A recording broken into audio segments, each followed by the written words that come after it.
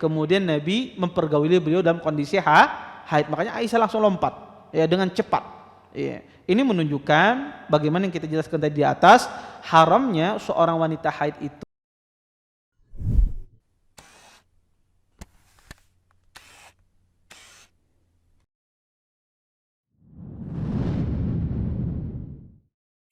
Assalamualaikum warahmatullahi wabarakatuh.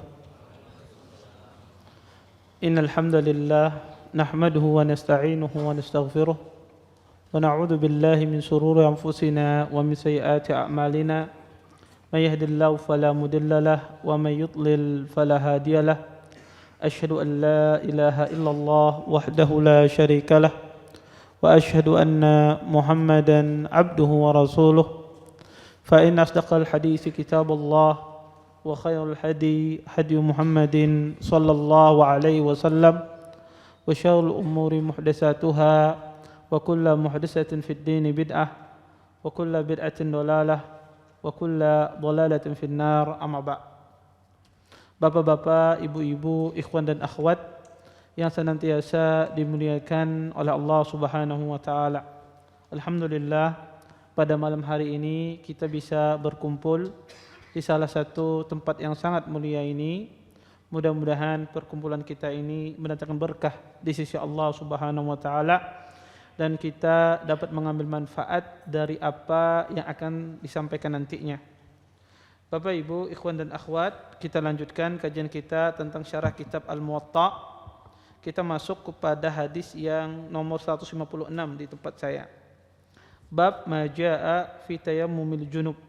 Bab berkaitan dengan masalah tayamumnya orang yang sedang junub. Berkata Imam Malik,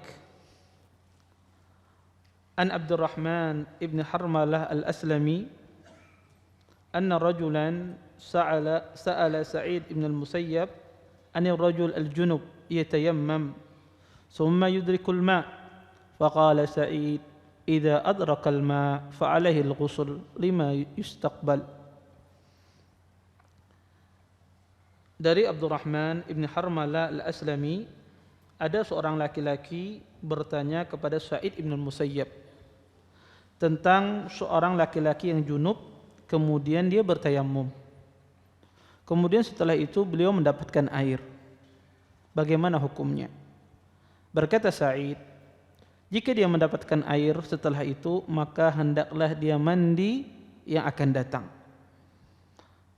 Ini adalah athar yang dikeluarkan oleh Imam Malik, yaitu athar Sa'id ibn al-Musayyab. Sa'id ibn al-Musayyab ini adalah salah satu pembesar tabi'in dan menantunya Abu Hurairah radhiyallahu taala anhu. Ya. Sa'id ibn al-Musayyab ini dikatakan min kibar tabi'in, ya, ulama besar di kalangan tabi'in, terkenal dengan keilmuannya dan termasuk tabi'in yang berfatwa di kota Madinah. Di sini Sa'id bin Musayyab, beliau ditanya, jazakallahu khair.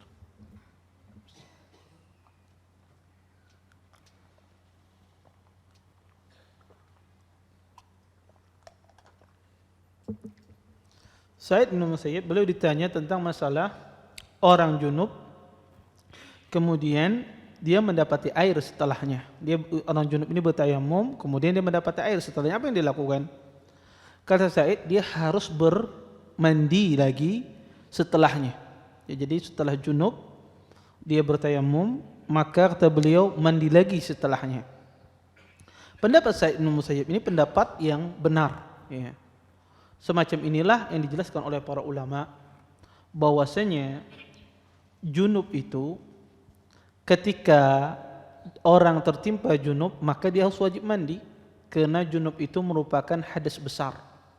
Maka orang yang sedang berhadas besar wajib dia mandi besar. Dan diberikan keringanan bagi orang yang berhadas besar seperti orang junub untuk tidak mandi kalau seandainya dia tidak mendapati air, atau dia dalam kondisi sakit tidak bisa menggunakan air. Maka dalam kondisi semacam ini, orang yang berhadas besar seperti orang junub, diperbolehkan dia bertayamum. Sebagaimana firman Allah Subhanahu wa taala di dalam Al-Qur'an, Allah berfirman, "Wa in kuntum marda aw ala safarin aw jaa ahadun minkum minal gha'id aw lamastumun nisa falam tajidu ma'an fatayammamu sa'idan thayyiba." Kata Allah Subhanahu wa taala, jika kalian dalam kondisi sakit atau dalam keadaan safar, atau salah seorang di antara kalian buang hajat, atau kalian berhubungan intim dengan istri kalian dan kalian tidak mendapati air, fatayammamu, kata Allah, bertayamumlah. Maka ayat ini sangat jelas membolehkan orang yang sedang berhadas besar untuk bertayamum. Tetapi apakah tayamum itu sudah cukup menghilangkan hadas besar? Maka para ulama mengatakan, ya, hadas besar, ya, itu hanya mengangkat tayamum muakkad pada waktu tertentu, tidak mengangkat hadas junub tersebut. Jadi bertayamum orang yang berhadas besar itu cuma hanya sekedar membolehkan dia untuk sholat, untuk melakukan hal-hal yang dilarang bagi orang yang junub. Tetapi untuk mengangkat junub itu sendiri tidak bisa tayamum tersebut. Sehingga kalau dia mendapat air setelahnya, setelah dia bertayamum, misalnya bertayamum seminggu yang lewat, semingguan kada bisi banyu, sedangkan si ini junub, semingguan kada air. Kemudian setelah 1 minggu sumurnya mulai terisi, ada air, maka wajib dia mandi. Walaupun Ustaz dia tidak ada junub setelah itu, walaupun tidak ada junub, maka wajib dia mandi. Tayamum yang dulu itu sekedar membolehkan dia melakukan hal-hal yang diharamkan, ya, bagi orang yang junub seperti sholat dan seterusnya. Ketika ada air, maka wajib dia mandi. Walaupun keadaan junubnya itu sudah lama Ustaz, sudah mungkin 10 tahun atau misalnya, atau 11 tahun misalnya, tidak ada air, iya. Walaupun 10 tahun, wajib dia bertayamum. Kenapa? Karena Nabi SAW menyebutkan di dalam sebuah hadisnya, kata Nabi SAW, "As-sa'idu tayyib wudu'ul muslim, wa in la yajidul ma'a 10 sinin." Kata Nabi SAW, as-sa'idu tayyib, wudunya seorang muslim, walaupun dia tidak mendapatkan air 10 tahun. Kalau dia dapat air setelah itu 10 tahun yang junub bahari misalnya, wajib dia ganti dengan mandi. Ini perlu dipahami, sehingga tidak cukup tayamum itu mengangkat junub seseorang. Cuma sekedar membolehkan apa yang dilarang bagi orang junub, termasuk diantaranya sholat dan seterusnya. Kemudian yang kedua, ada kondisi orang Bapak Ibu, dia ketika junub dia tidak bisa menggunakan air untuk mandi junub, ya, tidak bisa menggunakan air untuk mandi junub, atau airnya ada tapi tidak cukup untuk mandi junub, ya. Tetapi air tersebut bisa digunakan untuk berwudu, ya, sidin ini junub, ada air tapi tidak cukup untuk mandi. Cukupnya apa? Untuk berwudu. Apa yang dilakukan? Kita katakan kepada orang tersebut bertayamum. Taib. Ustadz, kalau seandainya dia bertayamum, sudah tuntung tayamum, sekalinya pas tuntung bertayamum terkantut sidin misalnya, ya, apa yang harus dilakukan? Sidin berwudu kah apa bertayamum lagi? Jawabannya berwudu. Kenapa? Karena ada air cukup untuk hadas kecil, sedangkan tayamumnya untuk hadas besar. Maka ketika dia ada buang hajat batal, ya, tayamumnya tersebut akibat buang hajat dan seterusnya, maka wajib dia berwudu. Ya, kenapa? Karena orang ini mampu menggunakan air, ya, untuk hadas kecil, tapi dia tidak mampu menggunakan air untuk hadas besar, maka wajib dia menggunakan air untuk hadas kecil tersebut. Yang kedua, kata para ulama, ya, hadas besar itu tidak dibatalkan dengan, ya, suci dari hadas besar itu tidak dibatalkan dengan hadas kecil. Maka tayamum dia waktu junub itu tidak batal dengan kentut dia di waktu setelah tayamum. Sehingga wajib dia itu berwudu untuk hadas kecilnya. Ya, ini dua permasalahan yang berbeda dari permasalahan yang pertama. Ya, kalau permasalahan pertama tadi dijelaskan orang tidak mendapatkan air, maka wajib dia bertayamum. Kalau dia sudah mendapatkan air, ya maka harus dia mandi. Permasalahan yang kedua ini adalah permasalahan orang itu ada air tapi tidak bisa digunakan untuk mandi besar. Entah dia airnya sedikit atau badannya tidak bisa karena penyakit misalnya. Maka kalau dia terjadi hadas kecil pada dia, wajib dia berwudu. Kemudian masalah yang terakhir dalam masalah tayamum di sini, dan ini tidak disebutkan oleh Imam Malik di dalam hadis-hadis tentang masalah tayamum, apa saja yang membatalkan tayamum bagi seorang muslim. Nanti kita akan pelajari hal-hal yang membatalkan wudu. Para ulama mengatakan yang membatalkan tayamum itu sama dengan yang membatalkan wudu. Tidak ada bedanya. Kecuali ditambahi satu hal, yaitu adanya air. Adanya air batal tayamum seseorang. Kemudian ada satu permasalahan diperselisihkan oleh para ulama. Apakah keluarnya waktu sholat itu membatalkan tayamum seseorang? Contoh misalnya, saya bertayamum untuk sholat maghrib. Taib, saya bertayamum untuk sholat maghrib, sholat ini. Setelah itu berlalu waktu sholat maghrib, masuk waktu sholat isya. Apakah tayamum saya di waktu sholat maghrib itu batal? Haruskah saya mengulang tayamum lagi? Ataukah boleh saya menggunakan tayamum saya yang di sholat maghrib tersebut?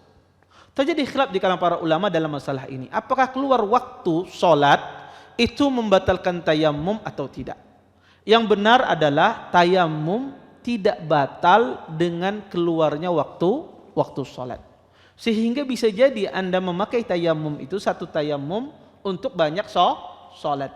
Ya, sholat subuh bertayamum dengan tayamum yang sama untuk zuhur, asar, maghrib misalnya. Sidin kada bekantutan, kada bekamihan orangnya. Ya, sampai maghrib misalnya. Maka tidak ada masalah dia memakai satu kali tayamum. Ya. Taib. Kita lanjutkan pada hadis berikutnya. Ma yahillu lirrajul min imra'atihi wa haid.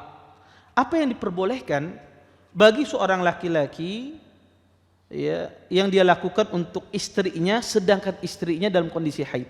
Ya, apa yang diperbolehkan bagi laki-laki untuk istrinya yang sedang haid, apa saja yang boleh dilakukan? Berkata Imam Malik, an Zaid ibn Aslam, anna rajulan sa'ala Rasulullah sallallahu alaihi wasallam, faqala ما يحل لي من امرأتي وهي حائض فقال النبي صلى الله عليه وسلم لتشد عليها إزارها ثم شأنك بأعلاها. Kata Imam Malik dari Zaid bin Aslam, beliau berkata, seorang laki-laki bertanya kepada Rasulullah sallallahu alaihi wasallam, saat istriku yang sedang haid, wahai Rasulullah, apa yang boleh aku lakukan? Kemudian Rasulullah SAW menjawab, kata beliau, suruh istrimu untuk mengikat sarungnya. Setelah itu terserah kamu bagian atasnya. Hadis ini hadis yang mursal. Kenapa? Karena Zaid bin Aslam bukan seorang sahabi, bukan seorang sahabat. Beliau adalah seorang tabi'in dan beliau tidak bertemu dengan Nabi. Kalau ada seorang tabi'in meriwayatkan hadis kepada Nabi secara langsung, maka hadisnya adalah hadis yang mursal. Hadis mursal itu salah satu jenis dari hadis yang lemah. Jadi dia hadis yang lemah. Ustaz, mungkin ada yang bertakut, Ustaz, ini kan tabi'in. Iya kayaknya pangkuang lebih aja menerima hadisnya misalnya. Ini kan ulama ya, ulama besar tabi'in ya. Kenapa kadang mau kurang lebih ya, lebih baik daripada yang lainnya. Maka kita katakan bahwasanya walaupun dia seorang tabi'in, ya, kita tidak tahu dia meriwayatkan dari siapa. Karena dia tidak bertemu dengan Nabi. Kita tidak tahu dia meriwayatkan dari siapa. Karena kita tidak tahu, maka tidak boleh kita katakan ini hadis yang sahih. Ya. Sehingga dalam masalah ini kadang-kala kurang lebih. Kemudian hadis ini, ya walaupun dia lemah, tapi maknanya sahih. Maknanya sahih kenapa? Karena hadis ini menjelaskan tentang apa saja yang boleh Anda lakukan kepada istri Anda sedang haid. Para ulama, ya tentu ya hal ini untuk membedakan kita dengan orang Yahudi. Kenapa? Karena orang Yahudi ini, ya mereka ini tidak memperlakukan wanita sebagaimana mestinya. Ketika wanita itu sedang haid. Orang Yahudi, kata Anas, annal Yahud kanu idha hadatil mar'ah falam yuaqiluha wa lam yujami'uhunna fil buyut. Ya. Kata Anas, orang Yahudi ini ketika istri mereka sedang haid, ya, mereka tidak mau makan bareng. Ya, dan tidak mau ya bercampur sama istrinya dalam satu rumah. Dia dikeluarkan dari rumahnya. Iya. Iya. Maka ya itu mereka sangat jijik sekali melihat istrinya sedang haid, tidak mau satu rumah, dikeluarkan dari rumahnya. Semacam itu perlakuan orang Yahudi kepada wanita-wanita mereka. Kemudian para sahabat pun bertanya Nabi sallam, kemudian Allah menurunkan ayat yas'alunaka 'anil mahid qul huwa adza fa'tazilun nisaa fil mahid. Kata Allah Subhanahu wa taala, mereka bertanya kepadamu tentang ya wanita haid, ya, maka kata Allah itu adalah kotoran, ya. Haid itu adalah sesuatu yang kotor, darah kotor. Maka jauhilah istrimu dari tempat keluar darah, maksudnya adalah jangan digauli. Ya. Kemudian Nabi menjelaskan ayat tersebut, isna'u kulla syai'in lan nikah. Lakukan apa saja untuk istrimu, apa saja boleh kamu lakukan kecuali nikah, kata Nabi, kecuali jima', berhubungan intim dengan istrimu. Maka Islam berbeda dengan pandangan orang Yahudi memberlakukan wanita sedang haid. Oleh karenanya para ulama mengatakan, ya, ada 3 kondisi ya seorang wanita itu ketika dalam kondisi haid, apa yang boleh, apa yang tidak boleh yang dilakukan oleh suami. Pertama, ulama sepakat haram seorang laki-laki mempergauli istrinya sedangkan dia dalam kondisi haid. Tidak boleh seorang laki-laki menggauli istrinya dalam kondisi haid. Ya. Maka ini diharamkan di dalam Islam. Sebagaimana ayat yang saya bacakan tadi, was'alunaka 'anil mahid. Mereka bertanya kepadamu tentang wanita yang sedang haid. Kata Allah, fa'tazilun nisaa fil mahid. Jauhilah tempat keluarnya darah tersebut. Artinya jangan disetubuhi. Kondisi yang kedua, ya, bagian kedua yang diperbolehkan adalah boleh seorang laki-laki mempergauli atau seorang laki-laki menyentuh istrinya, ya, berhubungan dengan istrinya kalau seandainya hubungan itu terjadi sesuatu yang di atas pusar dan di bawah lutut. Jadi dia menyentuh istrinya sesuatu yang di atas pusarnya dan di bawah lututnya. Ini ulama sepakat boleh. Ya, seperti dia memeluknya, mencium istrinya, ya, maka di atas pusar dan di bawah lutut itu diperbolehkan. Tidak ada khilaf dalam masalah ini.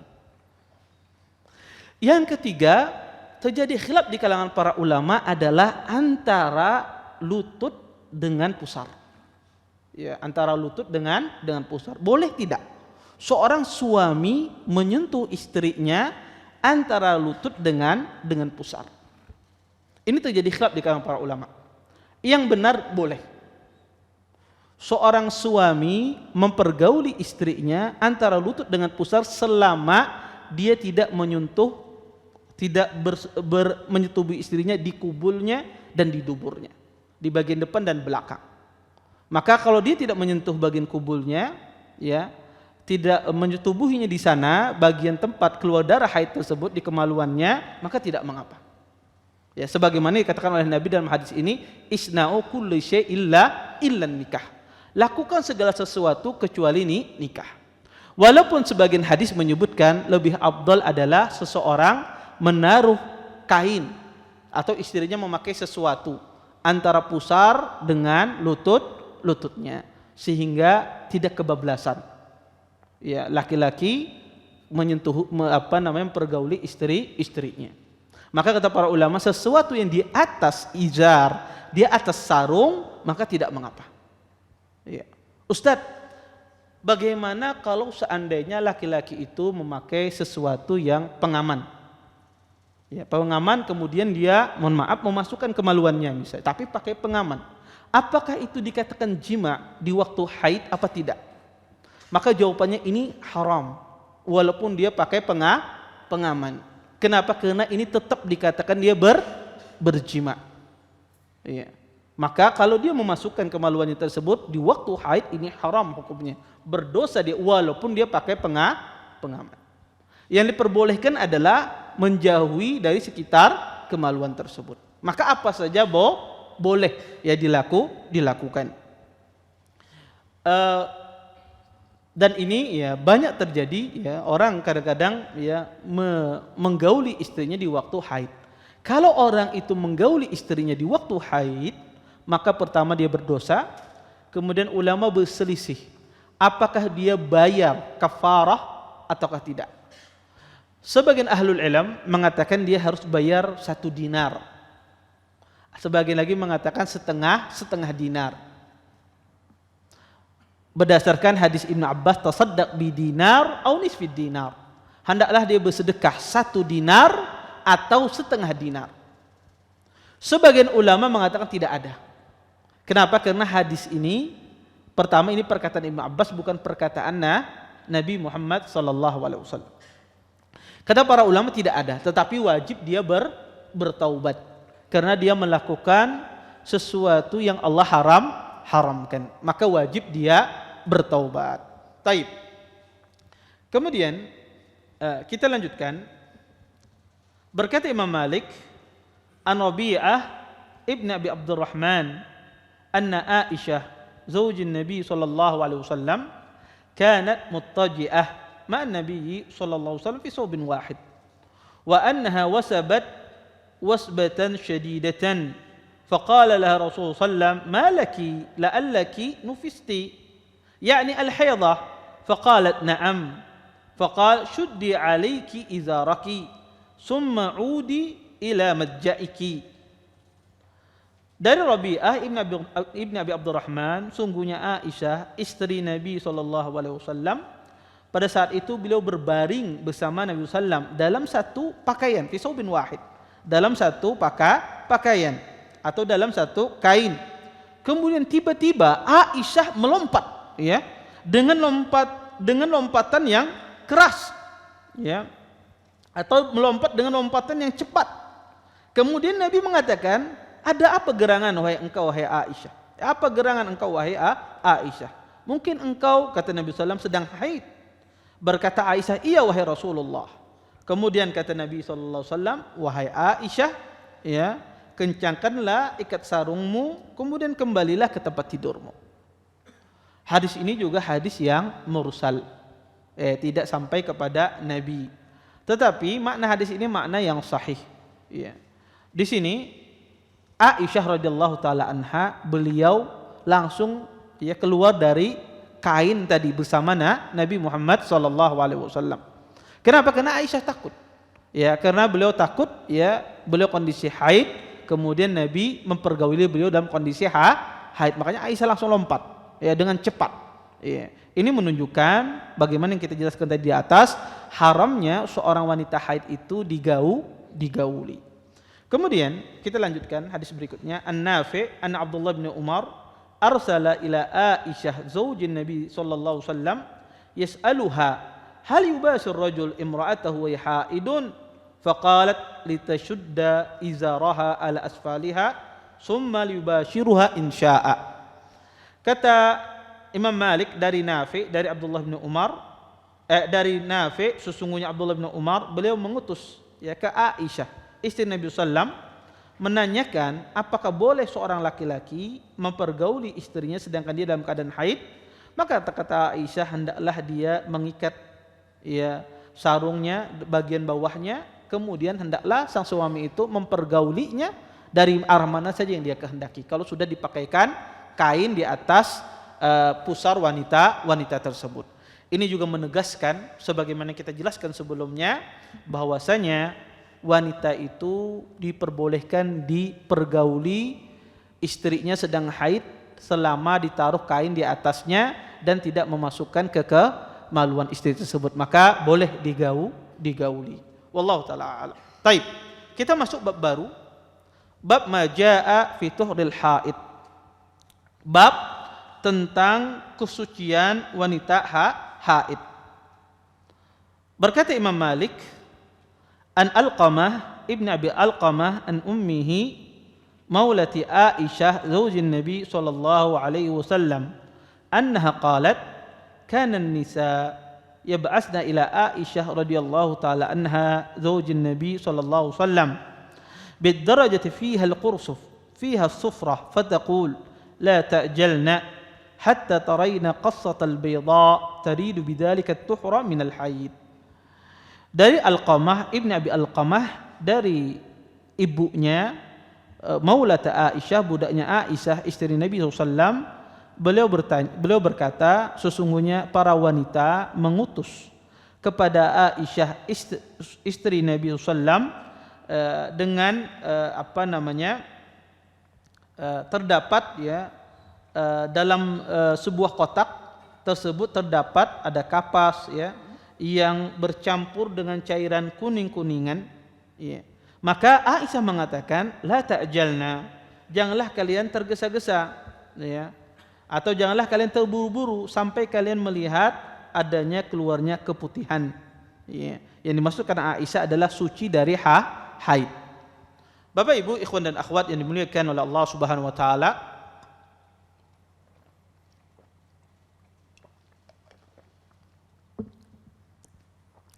hadis ini berbicara tentang haid. Kapan seorang wanita dia suci dari haid?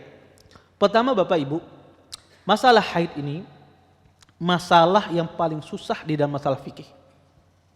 Permasalahan yang paling susah dalam masalah fikih adalah masalah haid. Sampai-sampai kata Imam Ahmad, saya bisa paham masalah haid ini ketika saya mempelajarinya selama 9 tahun. Ya, selama 9 tahun saya baru paham tentang masalah haid. Antum di sekolahan berapa? Sampai sebulan sudah paham berataan. Ya. Imam Ahmad mengatakan 9 tahun saya belajar masalah haid ini dan baru saya paham. Betul, kalau kita merujuk kepada khilaf para ulama tentang masalah haid, ini khilaf yang luar biasa. Berjilid-jilid buku ditulis masalah haid ini. Ada satu buku menulis tentang haid ini kurang lebih sekitar 3 jilid. Berbicara tentang masalah haid, khilaf haid saja. Kenapa? Karena khilafnya sangat panjang. Dan haid ini, permasalahan haid ini permasalahan yang susah. Kalau antum tidak percaya, tanyakan kepada istri antum, pasti mereka kebingungan. Karena setiap tahun itu ada aja masalah mereka tentang masalah haid, dan masalahnya bermacam-macam. Oleh karenanya, haid ini masalah yang sangat susah di dalam masalah fikih. Kemudian, haid itu apa? Haid itu adalah darah ya yang keluar dari rahimnya seorang wanita. Ya. Maka ya inilah yang dikatakan haid ya. Pada waktu tertentu ya, pada waktu tertentu. Dan ya haid ini memiliki darah yang berbeda-beda. Ya, haid ini memiliki darah yang berbeda dengan darah pada umumnya. Dikatakan para ulama, ciri darah haid itu, ya cirinya adalah asalnya darahnya merah. Tapi karena dia bercampur dengan kehitaman, sehingga warnanya lebih dekat kepada warna hitam. Jadi merah kehitaman. Kemudian kata para ulama, darah haid itu berbau. Kalau seandainya tidak berbau harum, berarti bukan darah haid. Maka darah haid itu adalah darahnya berbau. Kemudian yang ketiga, dari sifat darah haid itu darahnya adalah kental. Ya, darahnya adalah kental. Ya, maka ini sifat ciri darah haid. Kalau ada sifat semacam ini, mudah bagi kaum wanita bisa membedakan mana darah haid dan mana bukan. Masalahnya kadang-kadang darahnya samar. Ini yang menambah rumit permasalahan haid ini. Dan kadang-kadang juga wanita itu beda-beda haidnya. Ya, beda-beda haidnya. Ini juga yang mempersusah permasalahan haid ini. Para ulama menjelaskan kapan sesuatu darah itu dikatakan darah haid. Pertama, darah itu keluar dari rahimnya mar'ah, dari rahimnya wanita. Kalau seandainya darah itu keluar dari dubur seorang wanita, walaupun warnanya hitam, itu bukan darah haid. Ya, jadi darah kalau keluar dari dubur wanita, walaupun warnanya hitam, berbau, kental, tapi dari dubur keluarnya, itu bukan darah haid. Itu bukan darah haid. Kemudian yang kedua, kata para ulama, darah yang keluar itu dikatakan dia darah haid. Darah yang keluar itu bukan karena lahiran. Kalau keluar karena lahiran, itu pasti bukan darah haid. Itu pasti bukan darah haid. Kenapa kata para ulama, walaupun ini khilaf ahlul ilm, apakah wanita hamil itu bisa haid? Banyak fuqaha mengatakan ya tidak haid. Wanita hamil itu tidak mungkin haid. Walaupun ada sebagian pendapat di kalangan para sahabat, di kalangan tabi'in, mereka mengatakan wanita hamil itu bisa haid. Tapi yang rajih wallahu taala alam, wanita yang hamil dia tidak haid. Maka darah yang keluar di waktu hamil itu bukan darah haid. Bisa jadi dia darah nifas atau bukan darah nifas. Kalau darah nifas adalah darah keluar di waktu melahirkan, yaitu darah nifas. Atau darah yang keluar di waktu pembukaan. Karena wanita itu ada pembukaan, ketika melahirkan ada pembukaan sampai 10 pembukaannya. Ya. Maka pembukaan pertama, pembukaan kedua. Kalau keluar ketika pembukaan wanita itu ada darah, maka itu darah nifas. Iya, kadang-kadang antar pembukaan satu dengan pembukaan kedua bagi wanita itu kadang-kadang lama dia. Bisa jadi ada 1 hari jaraknya kadang-kadang. Iya. Maka jarak 1 hari ini misalnya keluar darah di pembukaan tersebut. Iya. Maka darah yang keluar itu darah nifas. Iya. Adapun sebelum pembukaan, sebelum kontraksi semacam itu, sebelum pembukaan, darah yang keluar itu bukan darah nifas. Ya, darah yang keluar bukan darah nifas. Ustadz, kiapa ulun tahu ini pembukaan atau kada? Takuni dokternya. Ya, takuni dokternya. Kalau yang berpengalaman dia mungkin paham. Bisi anak banyak sudah pahamnya. Ya, dan istri pun kadang-kadang paham. Ini pembukaan berapa? Ya, kadang-kadang perkiraan semua sih ilmunya kadang-kadang. Ini sudah pembukaan 2, pembukaan 3. Tapi mungkin orang yang belum mempunyai anak mungkin tidak paham. Ya, tidak paham. Ini pembukaan berapa keluarganya, maka takuni ya dokternya, takuni susternya, ini pembukaan berapa. Intinya kalau sudah pembukaan keluar darah, wanita itu darah adalah darah nifas. Kalau belum pembukaan itu bukan darah nifas. Ya, darah apa Ustaz? Itu darah penyakit. Anda sholat saja, puasa aja. Ya. Ya seperti biasanya. Taib. Maka darah haid itu kata para ulama, darah yang keluar bukan di waktu melahirkan. Kemudian yang ketiga kata para ulama, darah itu dikatakan dia darah haid, ya. Kalau seandainya darah itu keluar ketika usia orang itu 9 ke atas. Usia wanita itu 9 tahun ke atas. Kalau ada wanita usianya 8 tahun, anak SD misalnya, keluar darah. Ya, misalnya keluar darah. Maka kebanyakan para ulama walaupun tidak ada batasan minimal, tetapi ulama mengatakan hampir bisa dikatakan, kata para ahlul ilm, darah yang keluar dari usia wanita yang kurang dari 9 tahun itu bukan darah haid. Itu bukan darah haid. Ya, walau kebanyakan semacam itu. Ya. Maka sebagian ahlul ilm memastikan, mereka mengatakan darah haid itu minimal ketika usia wanita itu 9 tahun. Ya, usia wanita 9 tahun. Itu yang paling cepat. Ya. Maka ini kaidah yang penting bagi kaum wanita untuk mengetahui pertama ini darah haid atau bukan. Pertama kenali sifatnya yang sebagaimana saya jelaskan tadi. Bahwasanya warnanya hitam, ya darah merah kehitaman, berbau, kemudian dia kental, padat. Kemudian di antara darah dikatakan darah haid keluar dari rahim, dari kubul bagian depan, bukan dari belakang. Ya.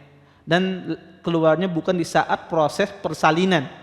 Ya, kemudian ya tidak keluar pada wanita yang kecuali dia di atas 9 tahun ke atas. Taib. Di sini Aisyah radhiyallahu taala anha dikirimkan kotak. Di hadis ini Aisyah radhiyallahu taala anha dikirimkan kotak. Di dalam kotak tersebut ya terdapat bahwasanya ada kapas.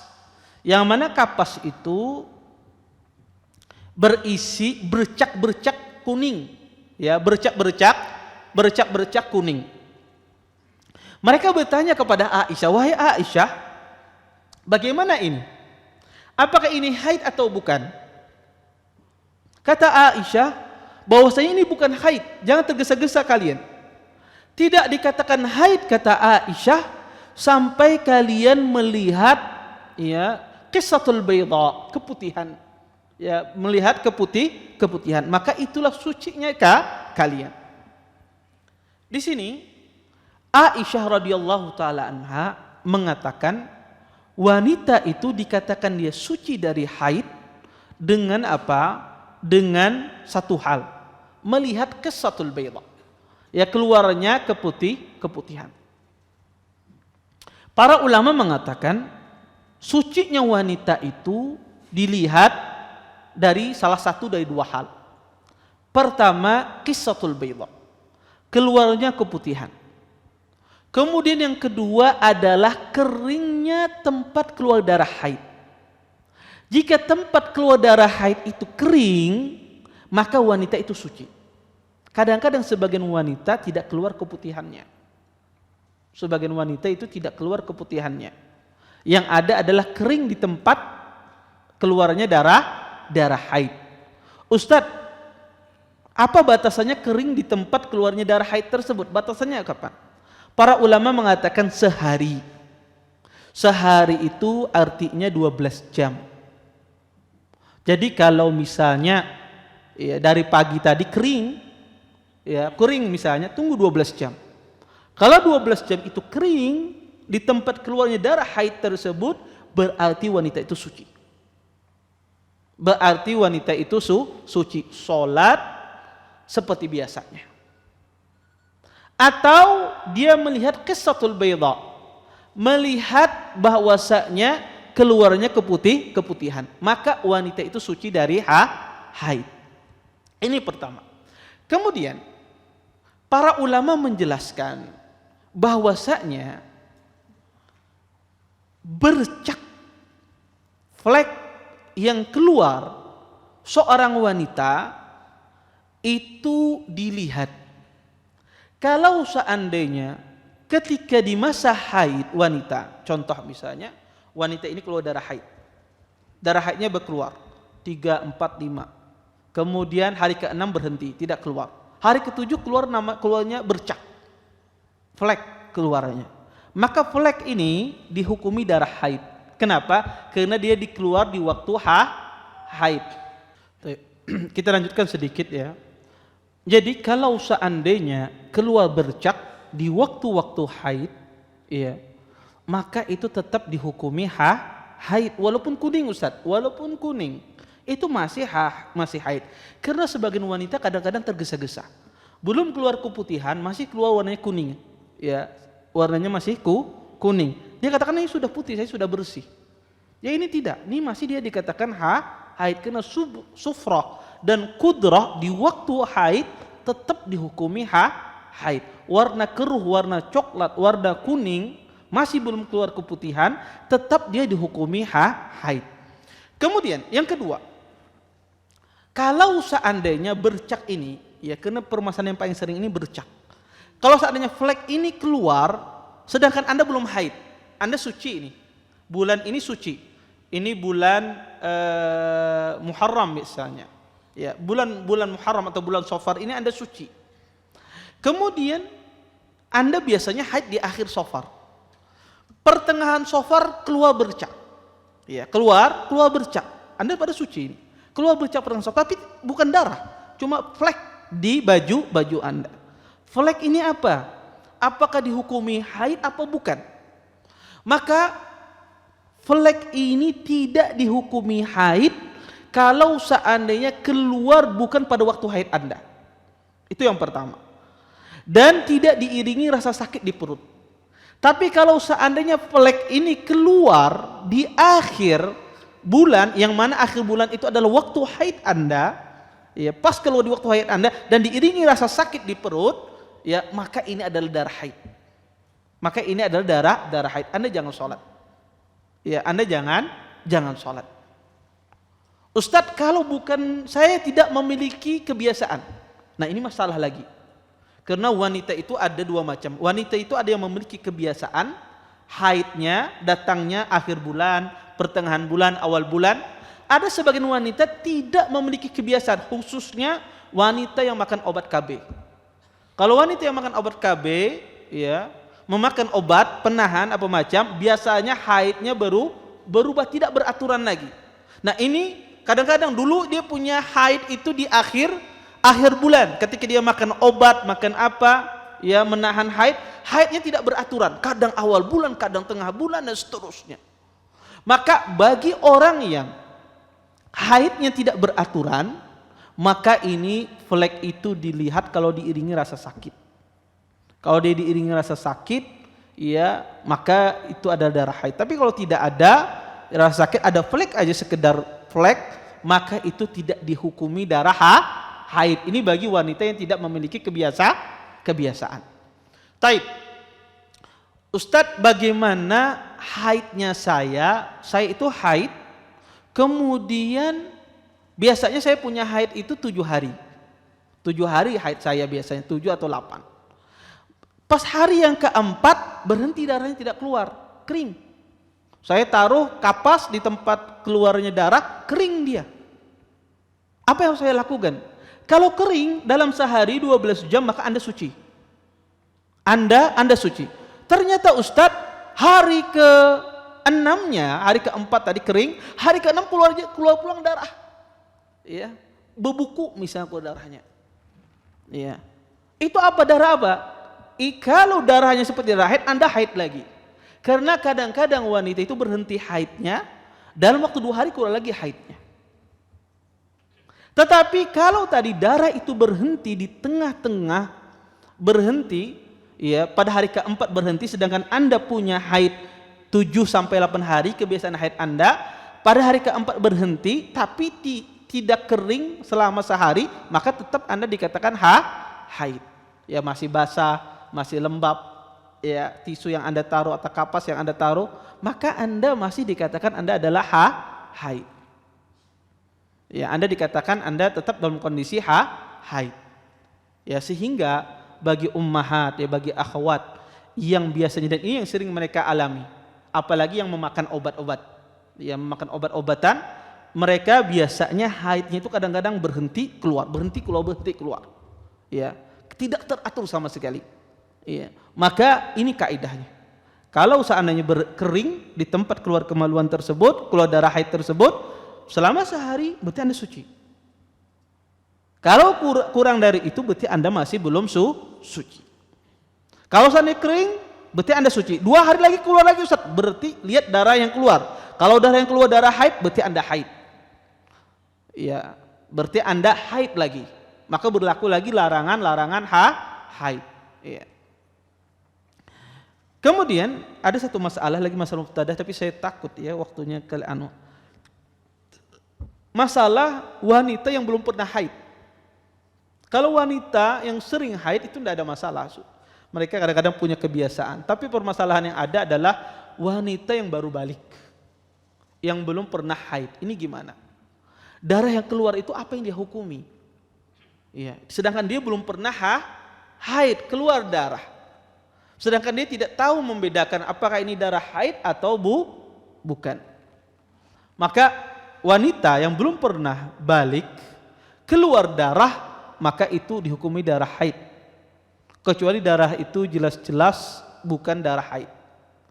Kemudian haidnya berapa hari, Ustadz? Kita tidak tahu ini haidnya berapa hari. Maka asalnya tidak ada batasan maksimal haid.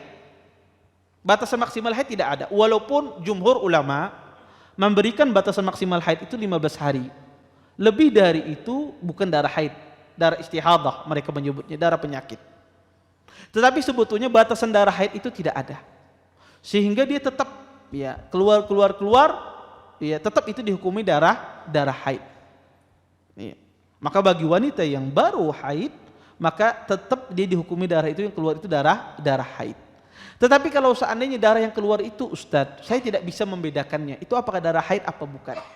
Karena dikatakan hirang ya kada, bebau ya kada, tapi kada bebau benar misalnya. Saya tidak bisa membedakan. Darah yang keluar, sedangkan ini darah sudah lebih dari 10 hari misalnya. Dan darah yang keluar itu tidak bisa dibedakan apakah darah haid atau bukan. Maka kata para ulama di sini dilihat kebiasaan, ya ada wanita yang di sekitarnya itu ibunya. Ibunya berapa hari biasanya haid? Kalau ibunya 10 hari biasanya atau 11 hari haid, maka ambil kebiasaan ibunya. Atau kebiasaan saudari-saudarinya, kalau dia punya saudari. Atau saudarinya tidak ada, dilihat saudari-saudari ibunya. Biasanya berapa kali, berapa haidnya. Ya semacam itu. Kalau seandainya wanita ini tidak bisa membedakan yang keluar itu darah haid apa bukan. Ya. Dia tidak bisa membedakan. Maka dilihat dia berapa hari suci dari haidnya, maka dilihat dari kebiasaan. Mungkin ini sedikit permasalahan tentang masalah haid. Nanti insya Allah kita lanjutkan ya, bahas lagi permasalahan haid ini pada pertemuan berikutnya, karena permasalahan haid ini permasalahan yang panjang, ya perlu dirincikan. Mungkin ini saja yang dapat Anda sampaikan, mudah-mudahan bermanfaat. Kalau ada yang bertanya silahkan, tafadhol.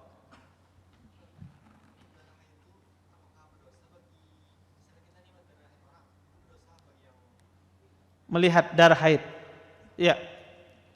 Jazakumullah khair. Iya. Oh, Masya Allah. Baik. Baik. Melihat darah haid apakah berdosa? Tidak berdosa. Ya, melihat darah haid tidak berdosa. Iya. Iya, melihat darah haid istri, ya, darah haid wanita di mahram kita misalnya, sebetulnya tidak berdosa karena melihat darah itu tidak ada masalah, ya. Tidak berdosa. Ya. Karena tidak ada dalil yang mengharamkan orang melihat darah. Wallahu taala a'lam. Baik, ada lagi? Silakan.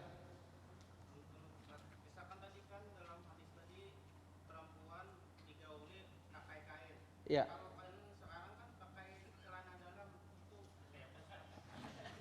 Iya.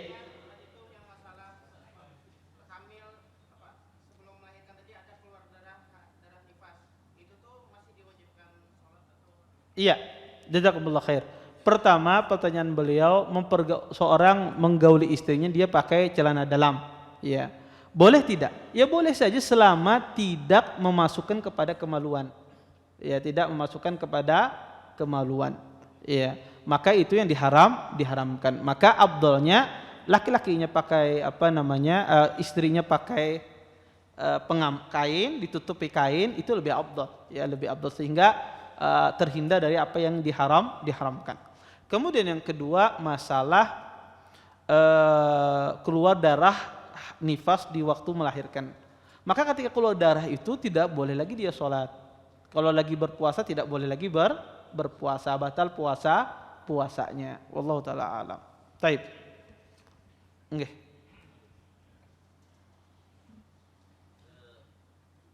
Biasa memasuki Ramadan, biasa para ahwat ibu biasa misalnya memakan obat untuk menunda haid supaya dia bisa puasa sebulan penuh. Boleh Ustaz? Ya. Taib.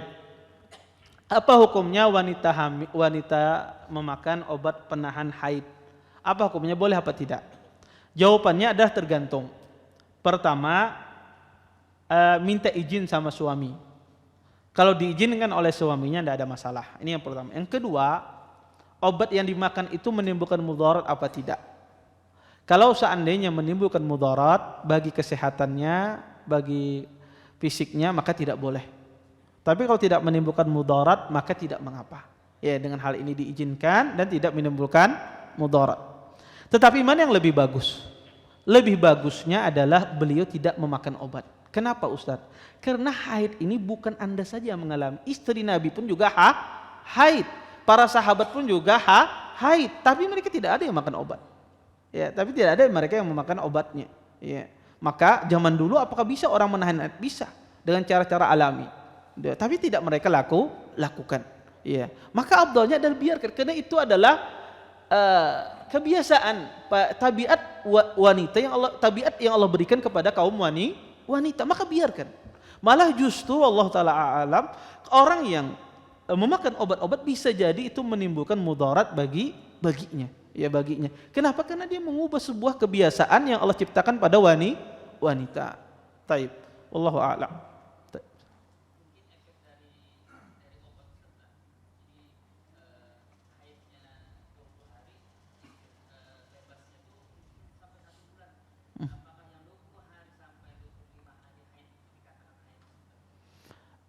Kalau seandainya tidak keluar darahnya, maka tidak dikatakan haid dia. Iya. Iya, kalau dia makan obat yang asalnya 20 hari, haidnya bisa 25 hari sampai 1 bulan gitu ya. Maka haid yang keluar 25 hari misalnya sampai 25 hari, selama itu darah-darah haid, maka dihukumi dah haid. Tapi kalau seandainya darah yang keluar itu tidak tahu ini darah haid apa bukan Ustaz, tapi keluarnya pas waktu haid, tetap dihukumi darah haid. Tapi kalau seandainya darahnya jelas bukan darah haid, ya, darahnya merah, kemudian tidak berbau, ya, tidak kental misalnya, maka itu bukan darah haid. Kalau dia bisa membedakan, itu darah istihadhah. Tapi kalau dia tidak bisa membedakan, maka itu dihukumi darah haid karena keluar di waktu haid. Taib. Kita jawab pertanyaan ini. Barakallahu fiik Ustaz, bolehkah membaca Al-Fatihah dengan sekali nafas karena imamnya terlalu cepat biasanya pada rakaat ketiga salat maghrib atau salat isya ketiga dan keempat? Ya, satu kali nafas sih boleh ya, tidak ada masalah ya kalau nafasnya panjang. Tapi afdalnya adalah membaca Quran itu dengan tartil. Allah mengatakan warattil Qur'ana tartila. Bacalah Al-Quran itu dengan tartil. Dengan tartil itu dia berhenti pada setiap ayat. Itu yang paling bagus. Membaca Al-Quran dia berhenti pada setiap ayat. Iya. Taib. Apakah raudhah yang ada di Madinah mempunyai keutamaan tertentu? Ustaz, tidak ada keutamaannya raudhah. Tapi kita disunnahkan untuk sholat di raudhah. Adapun keutamaannya tidak ada. Sebagian orang berkeyakinan berdoa di raudhah itu mustajab, tidak. Berdoa di raudhah dimanapun di Masjid Nabawi itu sama. Dan yang rajih, yang benar adalah tidak ada tempat yang mustajab. Yang ada adalah waktu yang mustajab. Yang ada adalah waktu mustajab. Tidak ada tempat yang mustajab. Yang ada adalah waktu mustajab.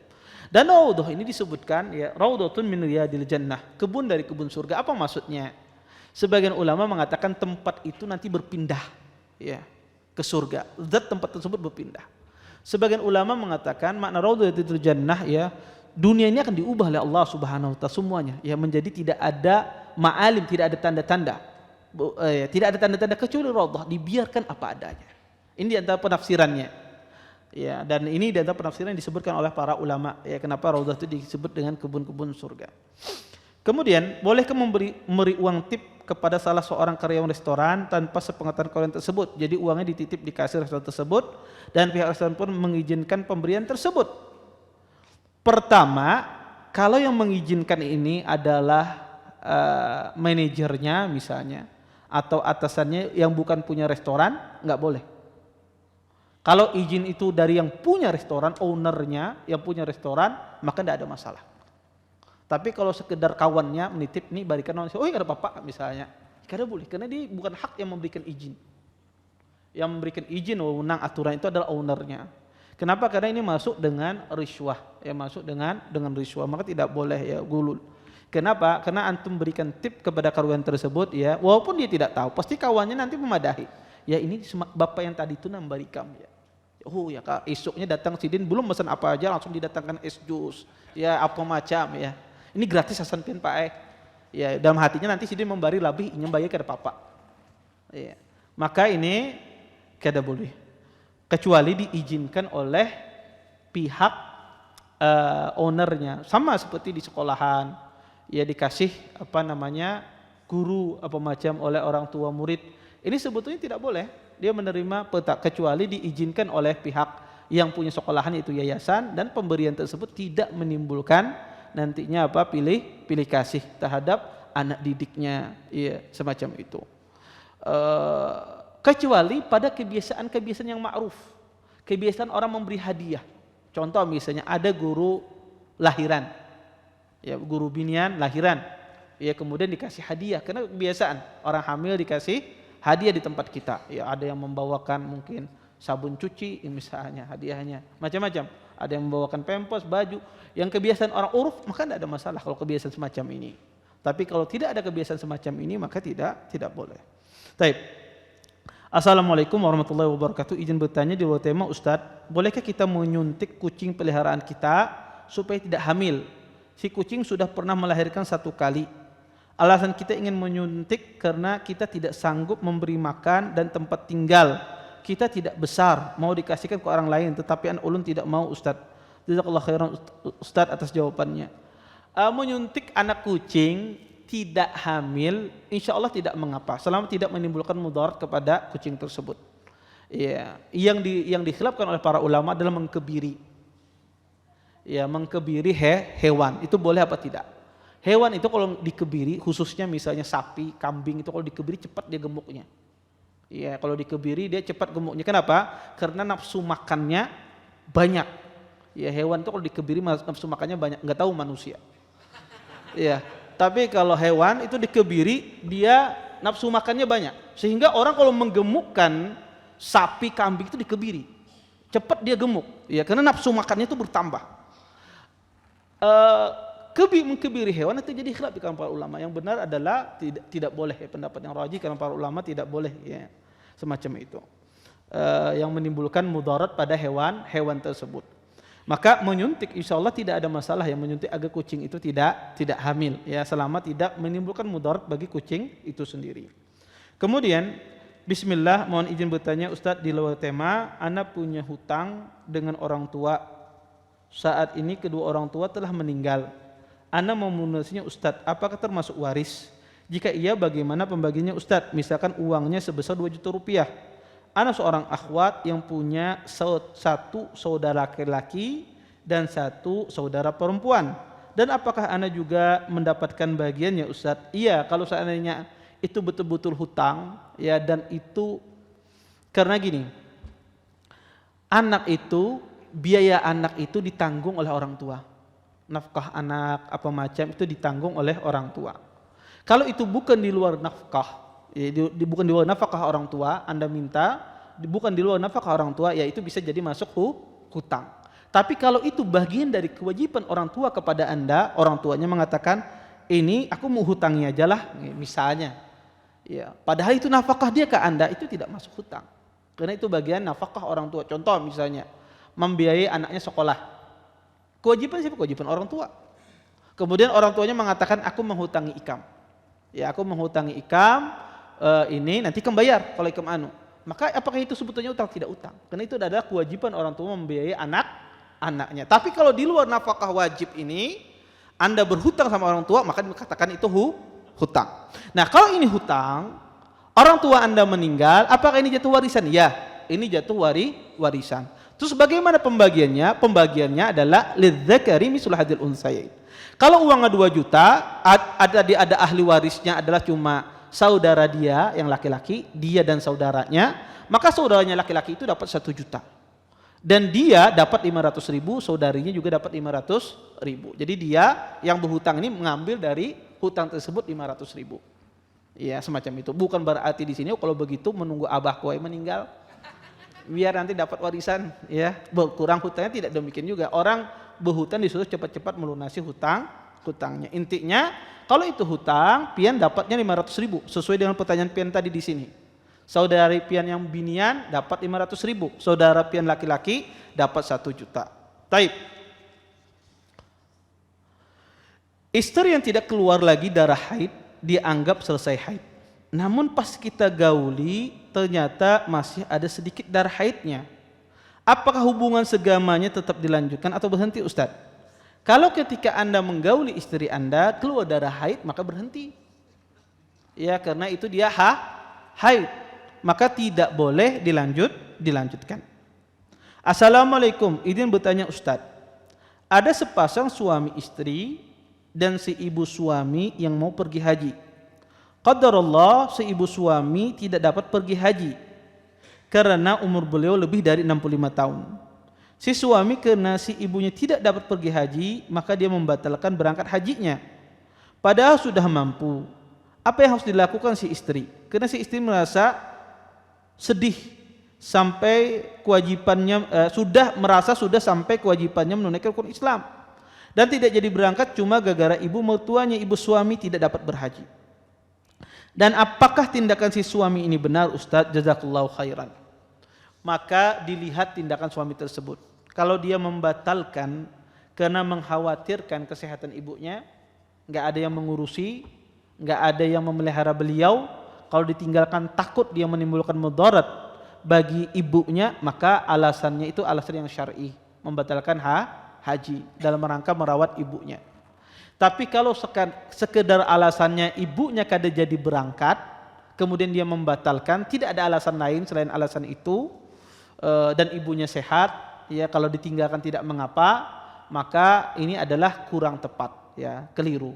Ya, kenapa? Karena ini sudah dia bisa berhaji dengan istrinya. Maka dilihat apa faktor suami itu meninggalkan haji, membatalkan haji.